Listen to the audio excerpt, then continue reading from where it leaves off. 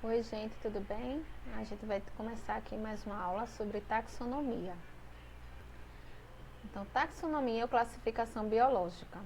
Ela é um ramo da biologia que vai organizar os seres vivos em categorias, agrupando-os de acordo com suas características comuns, para poder classificar, tá? Organizar.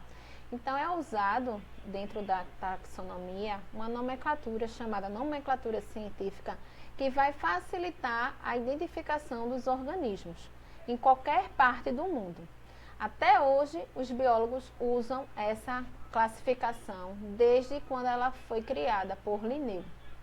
Então, eu vou explicar a vocês mais ou menos como ela é mais na frente, tá? Da nossa aula. Então, as primeiras classificações, tá, da taxonomia foram feitas por Aristóteles, na qual era uma classificação bem simples, em que ele só apenas identificava se o ser vivo era animal ou vegetal. Se diferenciava apenas em animais ou plantas. Aí, dentro dessa classificação dele, se criava subgrupos. Por exemplo, os animais tinham os aéreos, terrestres e os aquáticos, certo? Mas foi a partir de Linneu, Carl von Linné, mais conhecido como Linneu, que ele criou um critério, tá, de classificação de acordo com as estruturas anatômicas, de suas características mais comuns.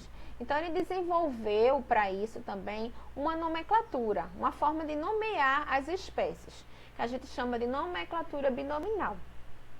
E a partir daí ele tentou organizar esse grupo, tá? Essa classificação, esses animais.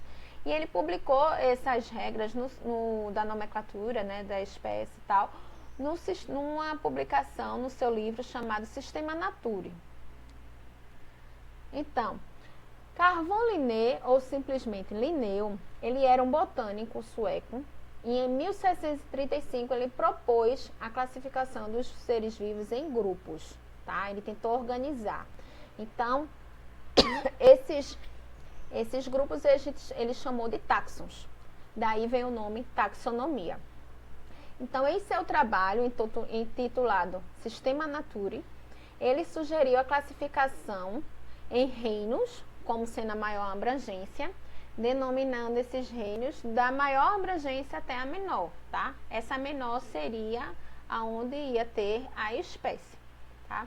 As categorias propostas por Linneu foram reino, classe, gênero e espécie.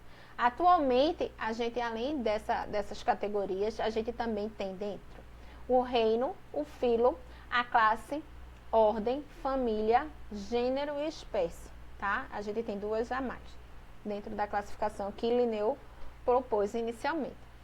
Então, como funcionam esses táxons? Imagine, gente, digamos assim, pronto, eu fiz biologia, tá?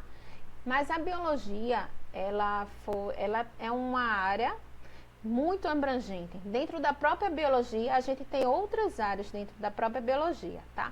Então, a gente tem a anatomia, a biologia celular, a genética. Aí, dentro dessas áreas, a gente ainda tem as especificações, né? Digamos, na anatomia, a gente tem a anatomia humana, a anatomia vegetal. Na biologia celular, eu vou estudar não só apenas eu posso estudar as células de acordo com a genética, micro-organismo. Então, tem várias especificações dentro da própria área. Então, eu fiz biologia, aí me especializei em microbiologia. Em microbiologia, eu posso estudar diversas coisas dentro de microbiologia, porque tem vários micro-organismos, né? Bactérias, fungos, vírus. Mas aí eu escolhi uma bactéria, uma espécie de bactéria. Então, vai afunilando. Então, digamos que isso aí seria os táxons. A biologia seria o reino, as várias áreas, os filos.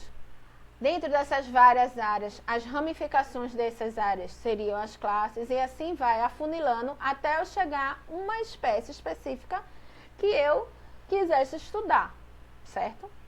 Isso aí eu estou levando para a minha área, para vocês tentarem entender. Um exemplo dentro de casa. Diga, você tem o seu guarda-roupa, né? O que é que a gente faz com guarda-roupa? A gente guarda roupas, até nossos calçados também.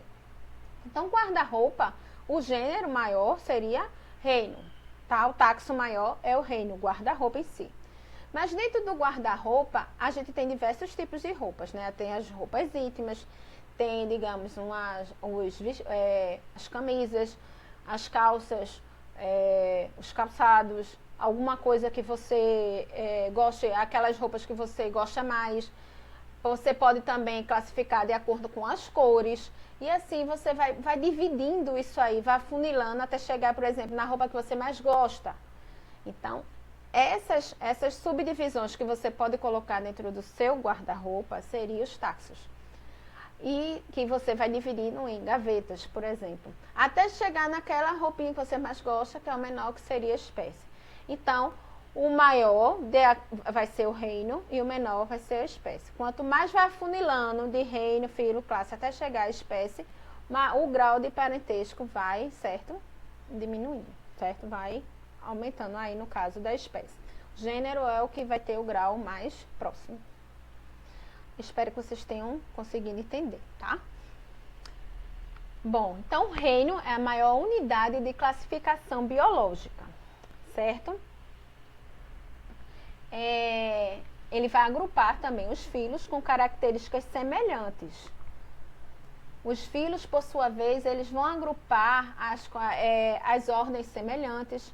As ordens semelhantes vão agrupar as famílias e assim vai, tá? Os gêneros, eles agrupados, os mais próximos vão formar a espécie é mais específica. Aí eu tenho um exemplo, por exemplo, da raposa, tá? Que se chama Velpvupes, certo? Aí o domínio, reino, filho. Domínio foi uma coisa que foi acrescentada recentemente, tá? Depois dessa classificação aí de Linneu, né? A gente tem, vou falar depois desses 3 domínios quando a gente tiver aula de sistemática sobre os reinos, tá? Aí eu explico melhor a vocês sobre isso aí. Então, à medida que vai descendo, vai afunilando, certo? Vai aumentando o grau de parentesco e vai diminuindo a biodiversidade. Do gênero para a espécie é o mais próximo, certo?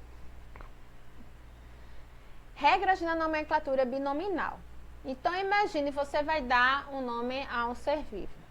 Mas a gente aqui dá um tipo de nome a ele, aqui no Brasil. A gente encontrar sei lá, uma mosca, uma planta e dá o nome dela de florzinha tal.